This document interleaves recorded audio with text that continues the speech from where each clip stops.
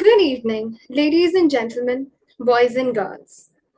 A warm welcome to the third episode of Season 2 of Youth Lounge, brought to you by DPS Bangalore East. This is the talk show where excellence meets inspiration in a dynamic exchange of ideas and skills. We're your hosts, Ritika, Arav, and Shavik for the evening. This talk show is on air for students all across the globe to see live on YouTube. With this, we hope to spread the valuable gold pot of advice our alumni present here today will share with us. On this episode, we welcome the alumni of our school who have achieved success by maneuvering hardships and tackling problems head on, ये as most of us DPS here school का वो have दो to experience in the near student में future. We hope Gary को that भी with select this किया है episode, वो you can put yourself कुछ in the shoes. बोलने के लिए कोई भी नहीं जी इतनी विकल्प से पुलिस कॉल है वो बात कर रहे हैं उनका अपना ऑडियो बंद करें बोलो नहीं आ रहा हूँ बंद करते हैं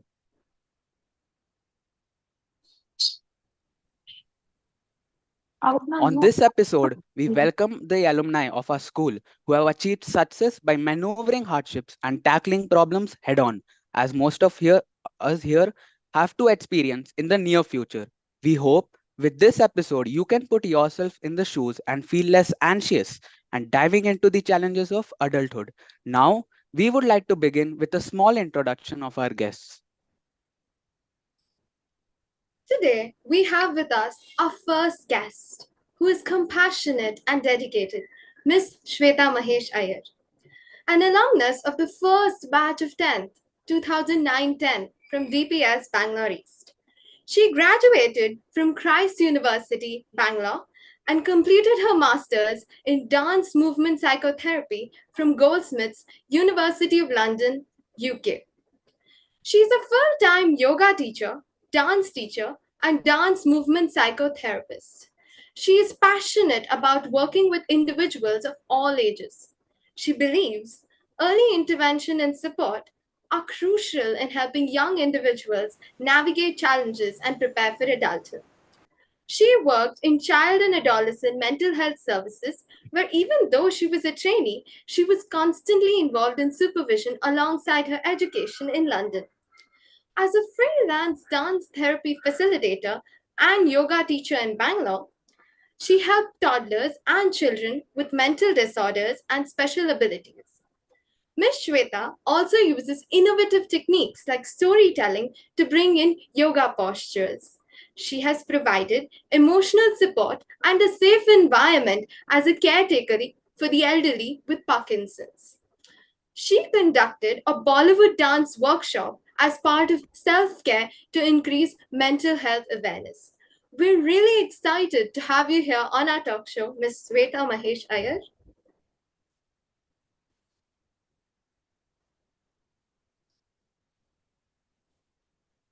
Now, Thank you for that. Now, let's turn our attention to our second guest, Mr. Garv Pansari, an alumnus from batch 2019-20, DPS Bangalore East. Garv graduated from St. Joseph College of Commerce in 2024. Garv Pansari began his entrepreneurial journey during his plus 2 studies. He also joined FamPay as a brand ambassador. FamPay is a mobile banking app for teenagers in India that allows them to make payments without setting up a bank account. His contributions were instrumental in shaping the company's early growth, and today, FamPay is recognized as the leading name in the industry. While pursuing a BBA in entrepreneurship at SJCC, Garv was a marketing specialist at Wilmar's Motion Pictures, a prominent video production hub. This experience provided him with valuable skills in marketing and branding within a creative and dynamic environment. In addition to his academics, Garv has an immense love for sneakers, which inspired him and led to his venture to start Footswoosh, a reselling brand focused on high demand footwear. His courageous approach to balance his studies and run a business showcases his innovative approach and determination. Within a year, he successfully scaled the business, which led to its acquisition by one of Bangalore's renowned reselling brands, Street Junkies, India. We are truly honored to have you here, Mr. Garf. Thank you so much, guys. Thank you so much. Now, if you both are ready, we're going to begin the interview session. The first question goes to Ms. Shweta. So you hold a degree in dance movement psychotherapy from Goldsmiths, which is a renowned university in the UK. How did your studies at this particular university in Goldsmiths equip you for a career in dance movement psychotherapy, which is a treatment method for psychological disorders? I think that in itself is such a huge question. It's been really difficult navigating as a dance movement psychotherapist. It is a very intense field. And I think my course really made me understand different factors evolving around dance movement psychotherapy. How dance movement psychotherapy is not dancing alone, and it's not treating through dance classes, or how it's not therapy alone, but much more wider than that. So, what my university has taught me and upskilled me is with a lot of sessions that bring in awareness, day to day awareness of what I'm doing at the moment, present awareness, things around me, what is happening with me and someone, um, and a lot of other things. That's not just awareness, but we also spoke about um, how do I enter into sessions with clients. It's a just do you just need to have knowledge of reading or knowledge of psychotherapy theories and all of that, or do you need to also have certain skills to be there for the client at that present time in the session? So I think that's one of the strongest thing that I learned. To how do you be there for that person? Yes, you know this person has so many problems. Yes, you know this person is coming you for help. But having all of that in mind, when the person is right there in front of you, how do you be there fully, be there at the present, and receive what the person wants to say at that point of time? And that's the most valuable. So I think that's something I learned as well. And along with this, I also want to bring in an example of what awareness means, um, or what awareness can mean day to day, in day to day times. And I think, yeah, Shavik? Yes, Yes.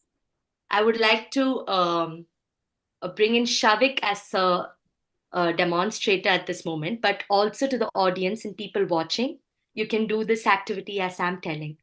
Um, so right now, Shavik and everyone can just pause what they're doing and just notice what they are, where they are sitting at the moment. So which place are you sitting?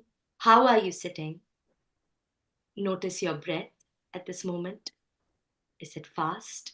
Is it slow? Notice your heartbeat.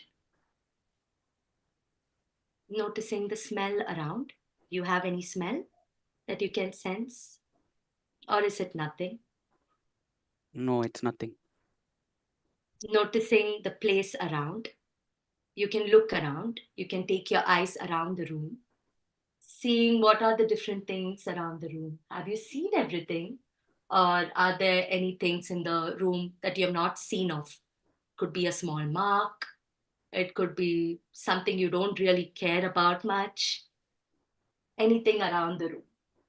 You can turn back and just see things around the room. And let's come back. And Shavik, I'm going to ask you, did you what were the things that you noticed in the room? Was it the same thing that you noticed every time, or is there something else that you noticed today? I noticed some of the new things and the ones that I've already noticed before. So there's a crack in the wall right in front of me, and there's a calendar that I noticed that's on the wrong month right now. And in front of me there's a balcony and there are plants, Mm-hmm. and there's a bookshelf where my books are kept. Mm. And what did doing this activity, what did it make you feel? If there was a feeling or a sensation or something, a word that you want to say, what would it be? It made me remember, Mm. right? Like the objects that are all around me and my own room I'm looking at. So Mhm. it gives me that essence that okay, these are the things that are actually there in my room. Hmm. That's Thank you for bringing that, Shavik, and thank you for being my demonstrator. And this is very important what Shavik brought in. What he said of, whatever he answered and whatever he observed is very important, and that's what I encourage in a session. Of course, keeping it safe. And what I've learned also in my university is to actually become aware. Are we aware of different things? How do we make the clients feel safe at the same time becoming aware of different things? And becoming aware of different senses in itself can help in grounding, can help an individual come into the session. Of course, when a person comes to the session, quite generally anyone could feel a little anxious, could wonder why am I here, what's happening, what's going to happen. And these kind of things of just bringing the person back to the space, back to the present, back to the whole way of grounding can in itself feel quite a release for the person, can in itself start a person to make a person a little bit more comfortable to engage. So yeah, these were some of, amongst many, these were some of the key factors that I learned in my course. Yeah, thank you so much. While doing research about your field, I found that it was really unique, and there's a lot of aspects I didn't understand.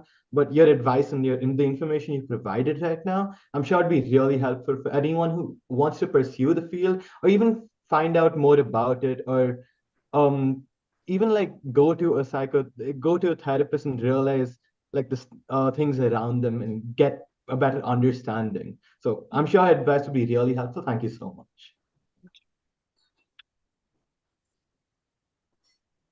Now, our first question for Mr. Garf. India's startup ecosystem has grown exponentially in recent years and is now the third largest in the world. It would be interesting if you could share your entrepreneurial journey and what inspired you to start your innovative business quest. My entrepreneurial journey is actually a very funny story. It was during COVID time. I started off by selling masks. During COVID time, everyone wanted masks, and there was a short supply of it. And my dad's into manufacturing, and we used to manufacture a lot of masks and all these COVID essential products. And that point, I had a lot of supply of masks. So I was like, okay, this is a good time in the apartment. Let's just put a message out. Let's just see how it goes. And my God, at least for a mask which we were making for like $100 or $200, I was selling for 800,000 bucks. That was like a first little teaser for me. Okay, yeah, there's some money here for me. But entrepreneurship journey actually majorly starts with a lot of research which you do. You have to do a lot of research behind what you like, what you want to do. And when I was at FamPay, I got a lot of opportunities to talk to different kind of people, to understand the market, to understand different things. At that point of time, a teenage payment gateway was very hard. Like right now, at least people can still go to UPI anywhere, like Google Pay. Your parents can do it. But that time, when you were like 6 years old, 15 years old, 14 maybe, you can't do Google Pay. And FamPay came out with such a great idea, and I was very lucky to be one of their brand ambassadors. I still remember their office. I still remember one of their offices. It was in a villa. It was a small house in that villa. And we used to sit there for hours thinking, okay, what can we do? We used to have photo shoots. We used to eat meals. We used to watch movies, just figuring out what to do. It was like a crucial part of my journey because it actually elevated me in a point of where I could talk to people. It was like the first teaser for me. And then obviously came in Wilmarks for me during my college period, where I understood marketing more, where I understood the aspect of marketing, what is the real power of marketing. Because until you do not know how to market, you cannot do anything. If I do not know how to market myself, I cannot sell anything. because majorly I would be the face of anything which a product will be selling for. So you need to know how to sell those kind of products and how to sell them and how to talk to them. Marketing helps you a lot in that. And majorly because I love photography and videography a lot. And in that point of view, from school, I was part of every activity which required photography and videography. So it just kept boosting me. Okay, when I joined FAMPay, they got me because of my photography, videography, but turned into something else. Then when I joined Wilmarks, it was because of the photography, videography, but turned into something else. So you have to always see at the opportunities also which come. You just seize that first opportunity and you see where you go after that. Then obviously came in my baby, which was Foot Swoosh. I was in love with sneakers. At this point also, if I would want to buy at least 200, 300 sneakers at one point, but I can't because my mom's going to hit me with the same shoes. So that's an issue. But because of the love of sneakers, I spent about a year and a half researching, just sitting and researching. I did not invest a single penny till then. I just researched. I understood how to do the business. But even after all that research, when I jumped into the business, I was still lacking. I did not know anything. I was like, okay, what do I do? What do I do? It was a crazy moments I had to go through, understanding customers, talking to customers. It was a good amount of a mess which I went through to understand how to run a business actually. Until you're not on the ground, you'll never understand the business. Maybe textbooks can teach you the basics, but you need to be on ground to actually learn and understand what are the major things, because you do not know, okay, from this place to this place, how much money will it take, how can you recover that money, how you should do it. A lot of things go into play. And after that, I joined Street Junkies, and right now I'm very happy where I am, and I have a wall of approximately 200 pairs just 5 feet away from me, and I wish I can just take it home. Right. So yeah, Even though your that's journey kind of my was, journey. even though the way you said it is really funny, I'm pretty sure it has been inspiring for all of us. I hope our interested audience has also taken the valuable inputs, skills, and qualities that you mentioned to start their own business. Thank you so much for sharing that.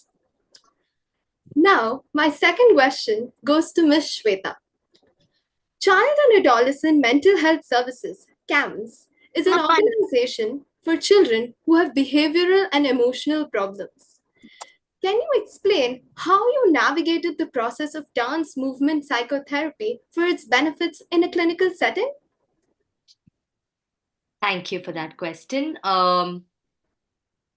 Navigating has been, to be very honest, difficult in the start. And I would actually kind of credit the experiences I've gotten through my life in terms of working with children. So I started actually um, volunteering. So, not volunteering, sorry. I started as a dance teacher with children and adults. And what happened was, in the process of working with different organizations, I ended up working with NGOs, and I started to work with special children. And yes, I was teaching dance. Yes, I was trying to teach them simple steps, but that was not enough. I felt like there was something lacking between me and the child. And something that strongly felt like, no, this is not enough. There's something else I need to add in over here to kind of make the child feel supported. So I had no clue. I didn't know how to approach because I was also not a special educator. So how do I kind of understand this language at the same time make it fun for them, not really keep it in a way where people want a dance, like the school wants the dance class or the parents want the dance class, but do the children also want, and are they having fun? So thinking all of this, I think I kept thinking about this, and I was introduced through different workshops and different events where people required volunteers, and I just went in as a volunteer there, which was events organized for special children and their parents. So it was like seminars educating about mental health and all of that. So I just by chance came across that, and I realized that there's a lot of things that I don't know, and a lot of things I am actually interested in knowing. So that's where it started. I did my dance movement therapy certificate course in Bangalore, and then slowly I did the course. And how I have come to working with camps is also my first year working in schools. I worked in my first year in schools, in a school setting, primary school setting. That's where I started. And throughout the year of that experience and supervision is very important, because whatever supervision is a space where supervisee is me who goes over there, kind of discusses the problems, hurdles, or anything that's happening in the session. And the supervisor basically looks above me. So she has a different angle perhaps towards things which I'm not aware of yet, because I'm still training. And she kind of helps and guides to keep the session effective for the child. So I would give a big what to say, appreciation to my supervision, because of that reflection I had is why I ended up working with children and giving them the safe space and becoming more confident. And of course, there were so many struggles. Camps is a very what is the right word? A very intense setting, because of multiple problems that children can come to, and the kind of referrals that we get can be something that we are not really prepared for. It can be something new that I'm knowing, or something that I thought of perhaps not even thinking that I would be working off. So it's very very much challenging in a good and kind of a strong way. I wouldn't say bad, because every experience has made me good. And I think with all of that, with all these experiences, with a place, with an organization which actually taught me, the course that taught me how to be with the client, how to understand that if a client is bringing in something, it's not because uh, they want to strongly bring it in, or it's not because they, for example, if there's something negative that's happening, it's happened in session where clients would actually come and say they don't like me. Uh, they don't want to do therapy. Dance movement psychotherapy is the worst thing ever. Who has invented this and all of that? And as a dance movement psychotherapist, of course, I can feel affected. I could feel like, oh, maybe I'm not the good person. I'm a very bad person, or maybe movement psychotherapy is not the right thing. I have had those thoughts. And what's really stood strong is my course and my supervision actually making me think, okay, where are these thoughts coming from in me? What is the actual source and way for a person to actually speak? Is it just because they want to say this, or is it something that's affecting in their life that's giving them these statements? And are these statements really important? Because something as negative and something as strong, if a client is bringing in a session, that shows that the client is trying to build a trust, or trying to say something which is not acceptable according to norms and certain scenarios. If they are coming in with that, we need to be there to support, I think. So all of these learnings and all of these thoughts and all of this guidance has really helped me, I would say, better prepare, better be as a dance movement psychotherapist in camps. I can only imagine how hard it would have been, but your ability to navigate them is truly commendable. We appreciate you for enlightening us so much about dance movement psychotherapy. Yeah. Thank you so much. My next question goes to Mr. Garv. Um, so your brand Foot Swoosh has done more than 100 deals. Could you help us understand the challenges you encountered and the significant milestones you achieved to establish this brand? Also, you started your business at home and then converted it into a store-run business. Can you help us understand some of the difficulties you faced in this transition? Yeah, there are going to be a lot of problems I'm going to share with you guys. I think this is going to be another therapy session. So let's begin. So at home, the major factor always used to be for me was inventory management, because at home, because of constraint of space, because I used to always keep the pairs next to my bed, and I used to always get beatings like, how many pairs do you want to keep at your home? Uh, Inventory management became very hard because you couldn't buy more pairs. I couldn't invest a lot. With investment comes a huge capital requirement. This business requires a lot of capital because the pairs are minimum 10 to 15K. Like a minimum pricing for them is like 10 to 15K. And that requires a huge investment. So like if one pair is costing you 10K, if you want to buy like only 10 pairs, that's a lakh. So in that, a capital investment is huge, and it's like I can't explain how much beatings I've got from the capital point of view also. But nevertheless, a lot of the major one more factor which was a problem for me was communication. I had to talk to a lot of people, obviously, because I wanted to grow my brand. I wanted to grow it in such a way. It's a huge thing. And talking to customers and making them trust you, that's hard. When you're on an Instagram page or when you're from home, it's very hard. It's very hard to convince a customer to buy a 10K pair from me when you can see the same thing in a store for maybe 11, 12K. Because in a store, at least you see the pair, you know the person, okay, he's there. So that's the thing. That's a factor which comes in. The trust factor is also very hard in this business. Because right now, also, if I tell you, okay, come buy a pair from me, because right now, you know, I have a store, you might actually come and buy. But if I was an Instagram page, you would still be a little skeptical, thinking, oh, will he scam me? Will he not give me a real pair? The fake and originality also was a big headache.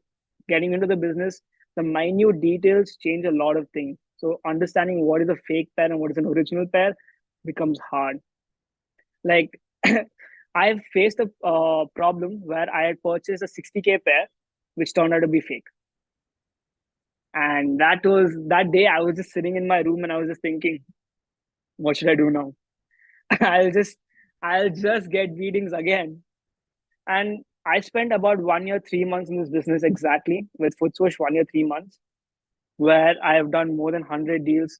Luckily, I got a lot of people who trusted me from family, friends, and other people around me. And in this business, the major thing comes is trust. More than anything, the trust.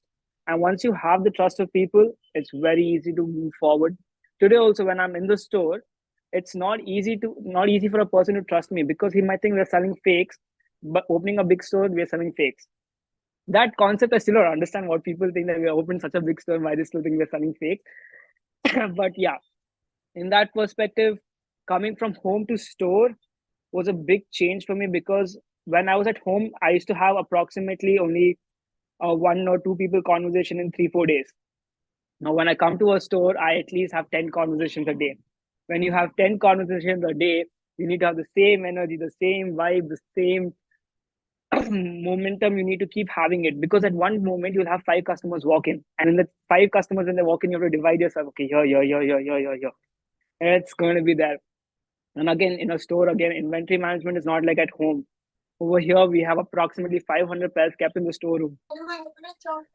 From 40 pairs to 500 pairs, it's a big deal. And like that is a crazy scene for me because when you have 500 pairs in the store and 10 to 15 pairs moving every day in and out, you need to keep constantly checking, keep constantly doing the Excel sheet, which I have for the inventory management. That's not enough.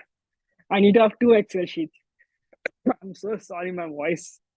But yeah, the again, when you come down to the store, you always have to make sure everything is clean, everything is in the right place, the display is good. And when you have to make sure all the minute details, when you're in such a big store, every minute detail counts. You cannot mess up anywhere.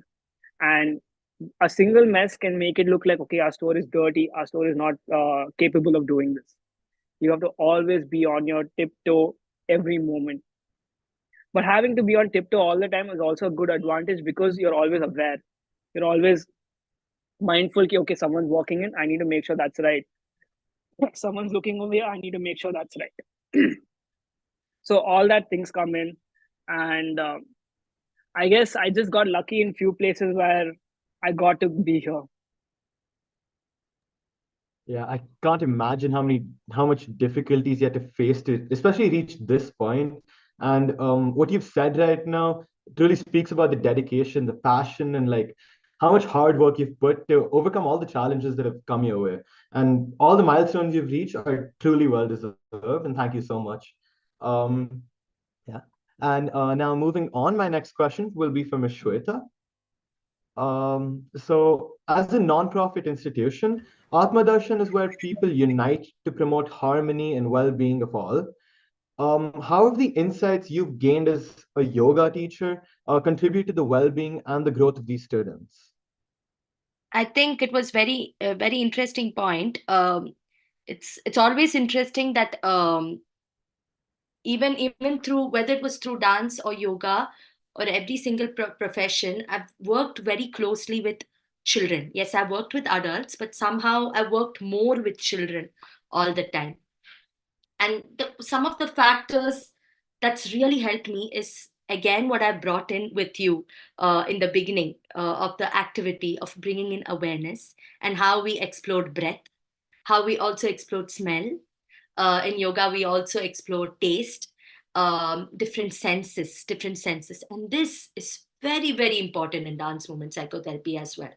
Because not just to kind of make a person feel a little more welcomed or warm, or like, prepared for the session, but in general, when clients come in with severe trauma, and they're presenting with um, an extreme challenge of just being in the present. And what happens in these kind of scenarios is the clients sometimes might go back into a loop of a particular incident.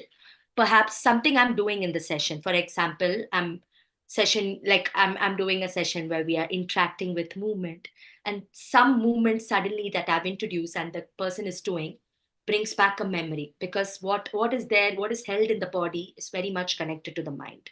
So sometimes, especially with children with severe trauma or adults with severe trauma, particular movement or a particular action that they were doing, which has happened in a session of mine, reminded them of some particular memory in the past, which was not pleasant. And what was happening is the client kept going in that cycle.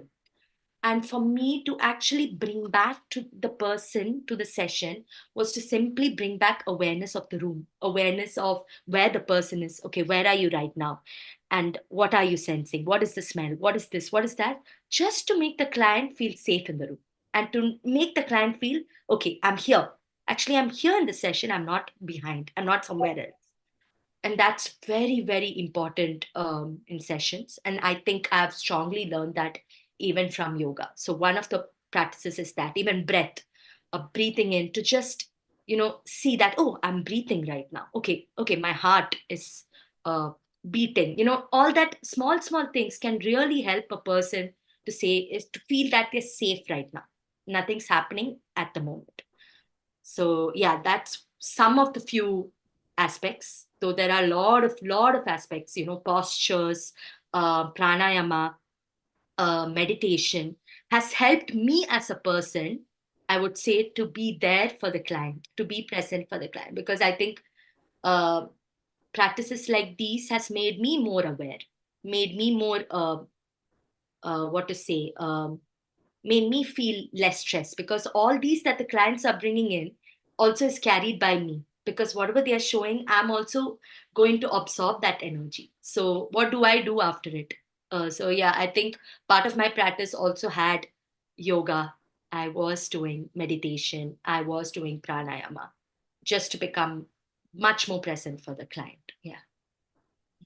Yeah, thank you so much. Considering how unique your field is, I don't think anyone here has made the connection between yoga or like dance to therapy and bringing back memories. And thank you so much. On behalf of the audience, I'd like to say thank you so much for sharing your invaluable insights. Everyone, I'm sure everyone's learned so much today. Thank you. Thank you. Next question to Mr. Garv. DPS is an excellent platform for students who have a keen interest in co-curricular activities and academics. To pursue your dreams, how did innovative projects in school help you while still in DPS? So when I was in DPS, I got a lot of opportunities with photography and videography, like I was mentioning to you guys. I mean, any event, any model, MUN, maybe the teacher's day, anything it was, I was always the first person with the camera in front, and everyone used to think, why is he this guy in front? So for me, there was a lot of fun activities I got to do. I think, I don't know if we were the last batch, but I think from what I remember, we were the last batch to go to Goa from the school trip point of view. So I think I'm going to consider myself lucky. We went to Pondicherry, we went to Goa, we had different fun, we learned a lot of things, the interactions I had with teachers, how they supported me. And it was so different for me to being in school and coming out here. Because in school, whenever I had a problem, I could like go to the teachers and tell them, okay, there's a problem I'm having. I used to talk to them. The lunch break, the short breaks, whatever. I used to just go to them, talk to them, and it used to be so fun because it just changes your mindset. That time, if you're too stressed out, they just help you out to clear it out. And in DPS, I think I have done more co-curricular activities than sitting in class. I'm so sorry for that, all the teachers now. But I have done a lot of co-curricular activities. I used to play football. I used to do any sports possible. Like whenever there used to be like the inter-house competition, I used to just be there. So a lot of opportunities I got in that perspective. A lot of things I got in that way. And I think the most fun thing I would say is that the communication and the way the teachers were with me, it was more better for me because I was a little bit like, okay, I might need a little bit more attention in this point of view. So they used to give it to me. It was not like, okay, we're not doing that. So they supported me a lot. I believe during COVID time, I was the president of media, 12th grade this was, and this was during COVID time. And I was like, what's the point of being the president now? In that in that way, we organized an event called Iridia. At that time, I became the president. I was like, I want to do something. I just don't want to sit in this room doing nothing. We organized an event called Iridia. At that time, Mandla ma'am, Ambika ma'am, and Pritisha ma'am supported so much. That time, I think it was Nidhi ma'am and Nafisa ma'am who were with me as my teacher coordinator who were helping me out to do it better. We organized the first ever event during COVID, a school event, which had more than 100 participants come in. It was a fun event. We had a lot of things. We had photography, short film, and people participated. People wanted to do something, and that event was such a turnout that it showed that people were actually like tired of being at home. So DPS actually gave me a big boost of how to talk to people in a way, I would say. Firstly, you are very lucky to go to Goa. And really, as students of DPS, it is very essential for us to learn how to navigate the many opportunities available to us. And your insights and value advice has significantly deepened our understanding of our school. And I'm sure all your teachers now will be really proud to see you where you are, Mr. Garu. Thank you. Moving on to Ms. Shweta. How do you see the role of movement therapy evolving in the future, particularly with the growing awareness of mental health? I think it's very interesting. Like what was Garv, sorry, Garv, yeah, I'm right. Garv is speaking. It's very interesting because he's also bringing in a lot about awareness. He's also bringing in about how he has to be aware of certain things that's happening around him, how he has to be constantly on his toes. It's very similar for me as well. So the fact that Garv is not a therapist, and Garv probably hasn't studied psychology too much in depth, I assume, but still he has to do certain things for his business to survive, or for what he has started for his baby to survive. So I feel like that's already naturally coming for us, and something something that I feel like is missing is to just become aware of the things that's coming.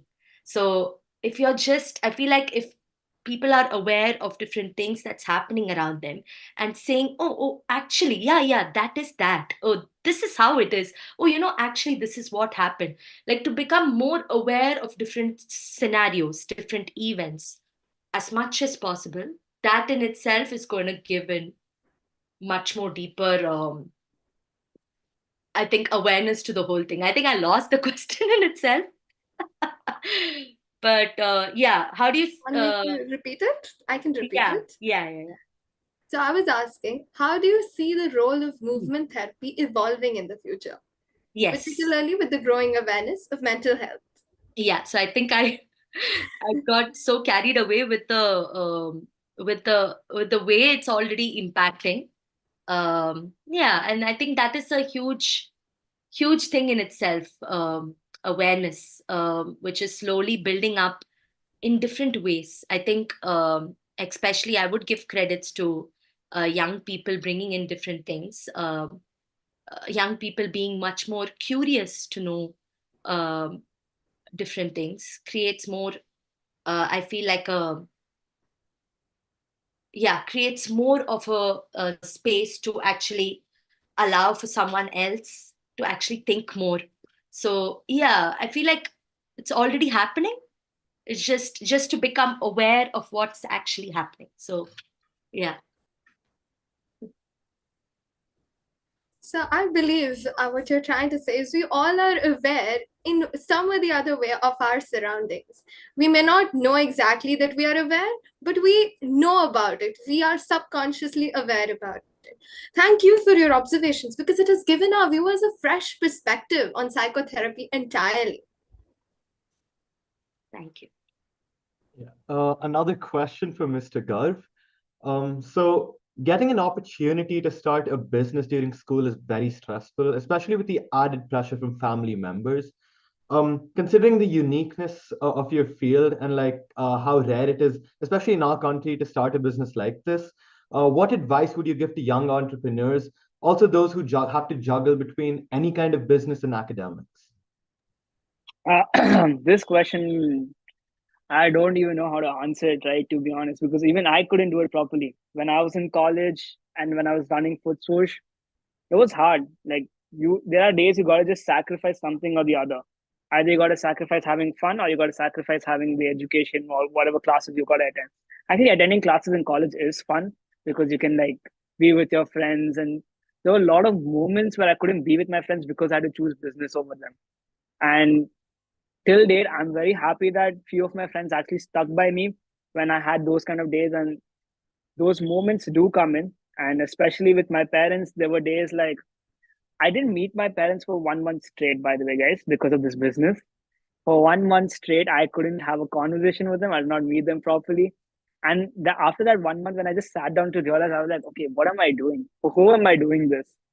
So there's always going to be a misbalance in like the education or in the business point of view, or how you're going to be with your family or your friends.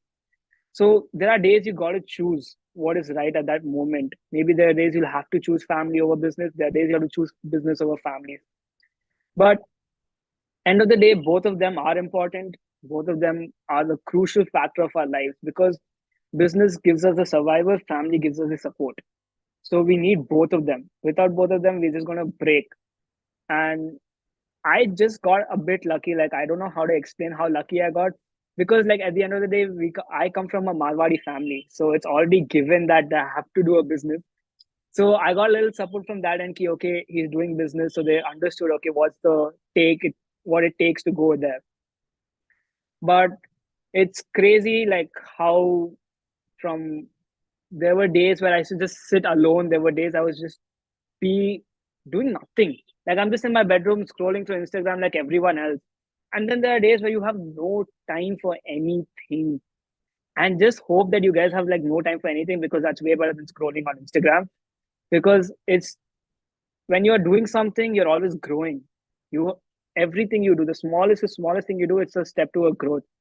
And the people you have around you today who support you today are the people who are going to be with you and they'll understand the value of your growth. So always try to keep it like business also comes, the family also comes. In family, I include your friends, anyone who's close to you. So just always try to keep it like that. Thank you so much. In our country, especially, most family members don't allow their children to pursue this, especially this sort of career at such a young age. And it's fascinating to see how you juggle academics with business. And I'm sure everyone watching here, especially those who want to start a business, will gain a lot of insight from what you've said right now. So thank you so much. Yeah. Now, my final question for Ms. Shweta. I'm going to start this question off with a quote. Sometimes it's the journey that teaches you a lot about your destination.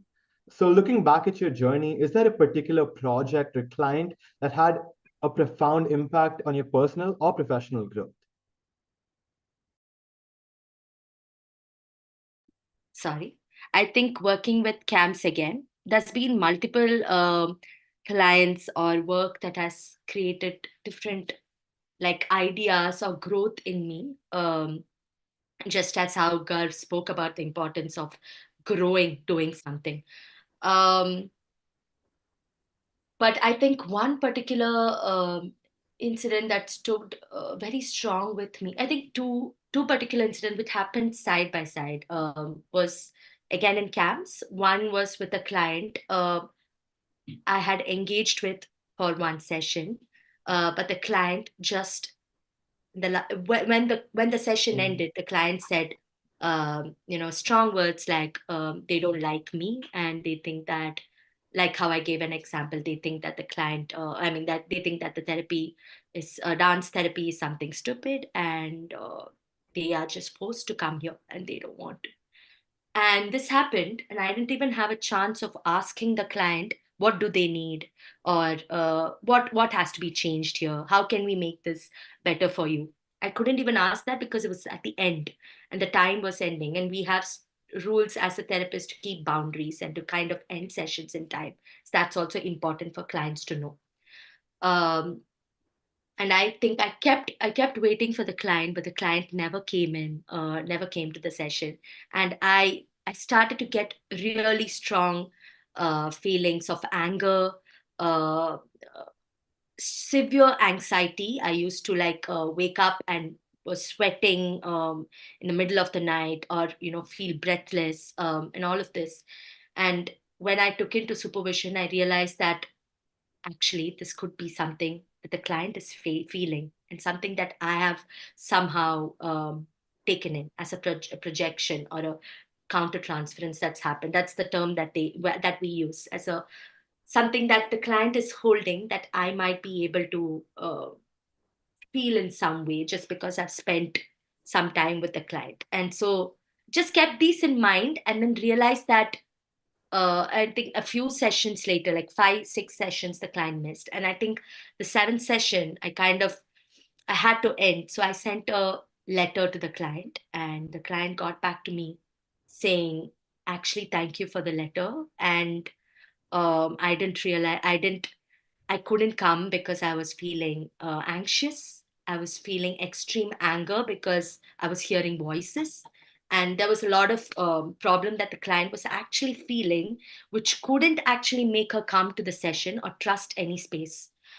And that was simply because of what she was feeling. It was not necessarily because I'm not a good person, or that psychotherapy is not good.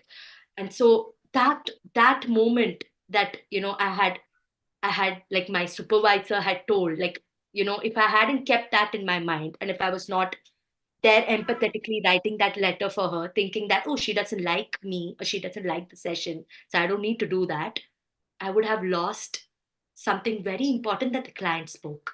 And because of this, I was able to give her a psychiatrist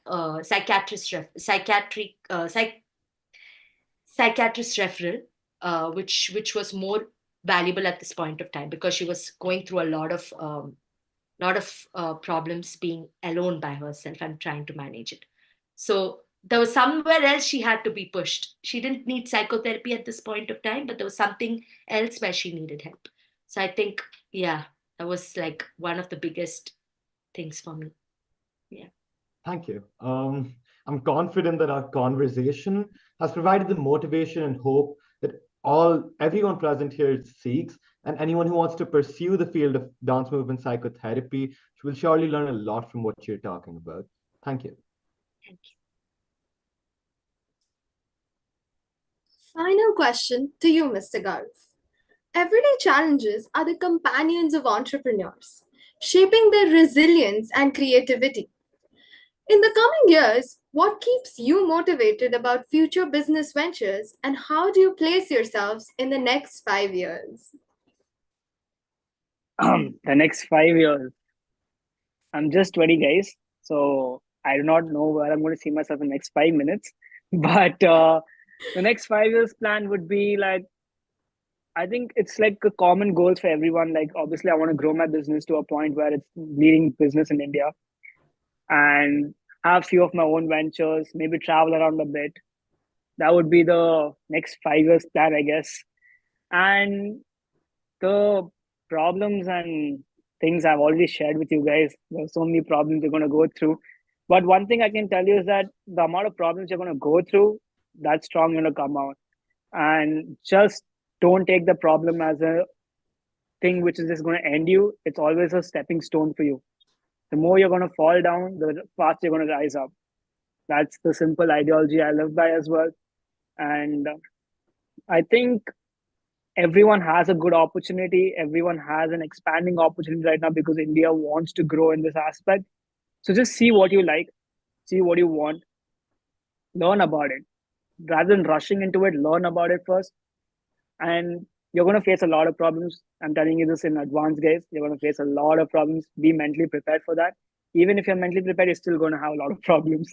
So, but the best part is have the good people around you, surrounding you, so that when you're going through those problems, you're going to be coming out stronger. And I guess that's what it could be finally. We sincerely wish you all the best in achieving your aspirations, and we hope you become a highly successful businessman in the future. And thank you for your valuable advice for all the students. We really appreciate it. Well, that was indeed very insightful. Thank you so much. I hope our viewers have picked up on things they feel are valuable with both the responses. I can say I have. So should we spruce things up a bit? How about a quiz game? That's a wonderful idea. We've planned a fun-filled game for our dearest alumni. Let's begin. Winning isn't getting ahead of others. It is getting ahead of yourself. Let us begin with the quiz round. A set of questions will be shown before you on the screen. So the first question is for Mr. Garv. Can you identify the picture? Like I told you guys, I'm good with faces but bad with names. So I know the face, but I can't recall the name. So Can I what are get you some? thinking right now about the answer? I am actually very blank. I know the face. I know the face very well, but I'm not able to recall the name. Can I take some help? Can I ask like my friends around me? Please tell me the answer. Let me give you a clue. This person is the founder of a renowned shoe wear brand. Or is it Phil Knight? Please tell me it's Phil Knight. Bang on, that's the right answer. Yeah, He I is told the you. founder of Nike. Yeah, Phil Knight. He looks like this now. Yeah, Okay. he does. Also, the second question. Can you guess the logos? A is Reebok, C is Adidas, D is Puma, B is On Q, something like On Q. Not very sure how to pronounce. Something like On Q, something like that. You have answered all of them right. A is Reebok, B is On, C is Adidas, and D is Puma. The next question is for you, Ms. Shweta. Can you identify the dance forms that are shown on your screen? Okay. Parents are going to kill me if I get anything wrong. Okay. A is, I think, Mohiniyattam. My God. B is, I think, Odissi from the gear. C is Bharatanatyam. What is D? Oh, D is Bharatanatyam. Oh my gosh. Yeah, C and D, I'm confused. C, I think it's Bharatanatyam. D could be Kathak, but it looks different. Okay. Yeah. So you're absolutely right in A, B, and C, but here are the rest of the answers. Kuchipudi. A is Mohiniyattam, B is Odissi, C is Bharatanatyam, and D is Kuchipudi. The next question is also for you. What is the purpose of pranayama in yoga? A, body warm-up, B, breathing control, and C, physical relaxation. Just quite a tricky question. You should not choose questions like this. Because it is all, I would say all three. Pranayama is definitely comes under breathing control, but it's also a physical relaxation and it's also a body warm up, because a lot of times we start pranayama and then we advise people to move, especially people who have physical injuries. So I would say all three, but it could be breathing control as well. Yeah. You're right. The answer is breathing control. And thank you for sharing it. We would understand it more better, the pranayama, and we would respect your opinion about it, and we would say that it's all of these again. So thank you for those insights on the question. So the next question is also for you, Ms. Shweta. Oh God. My name reminds you of a supple tree. Standing tall on one leg demonstrates balanced energy. Identify the yoga posture. Okay. I suck at riddles from childhood. Let me read it again. My name reminds you of supple tree. I think it's Trikonasana. Okay, do you want to lock it? Okay, so the answer is tree pose vrikshasana, but well tried. Yeah, no, but that's the interesting thing. So each yoga subject speaks it in a different way. Like, so I actually Trikonasana is tree pose in my book. Oh, Yeah. thank you so much. We did not know about it, but thank you for sharing that. We would keep it in mind. The next question is for both the panelists. So this area, where is it located in our school where we have fun and enjoy? This is the school ground. I mean, it's the backside. Yeah, I you have mean, to you have to walk too much from the main gate, like go yeah, inside. it's next to the canteen. I know Yes, where the next to the canteen is. canteen. Yeah. You're absolutely right. It's the school main ground. This is Next question. The next question is also for both the panelists. The blurred picture shows some of the blocks of our school. Can you name them? See, gamma, beta, blocks, I alpha. cannot. I mean, Garv will name the blocks, but I have a feeling it's the entrance right after we come to the enter the gate, the first building Yeah. where Manila ma'am's room is there, and then there are some classes down. I'm very bad. That's all I remember. No, it's after that. It's after that building. It's the Oh, gamma, alpha, and beta. oh It's the my main God. block. I'll suck at this. Yeah, you are completely right, Mr. Garv. It's alpha, beta, and gamma block. This just tells us that you still haven't forgotten our school, and we're really happy to hear that. Thank you for playing along with us. I hope you enjoyed as much as we all did. Thank you. Thank you. So, as the quote goes, all good things come to an end. On behalf of our esteemed institution, we would like to thank our panelists and alumni, Mr. Garv and Ms. Shweta, for agreeing to being with us today. Your knowledge and experience will inspire a lot of the viewers present with us today. Thank you to the students that helped make this event possible. We would also like to express our sincere gratitude to our management, our principal, Dr. Manila Carvalho, and our vice principal, Ms. Preeti Suta, HODs of the Department of Social Science, Mr. T. Chandrasekhar, senior mistresses and coordinators for providing us with a platform to interact with our learned and hardworking seniors. We extend our gratitude to Devasmita ma'am and Mahima ma'am for their valuable contributions. Sonali ma'am, HOD English, and Sioni ma'am for their continuous support and guidance throughout our preparations for this event. Last but not least, special thanks to Juliet ma'am, Pallavi ma'am, and Nisha ma'am for their technical assistance. Thank you for joining us this evening with such enthusiasm. Have a great evening ahead. We're your hosts, Ritika, Arav, and Shavik, signing off.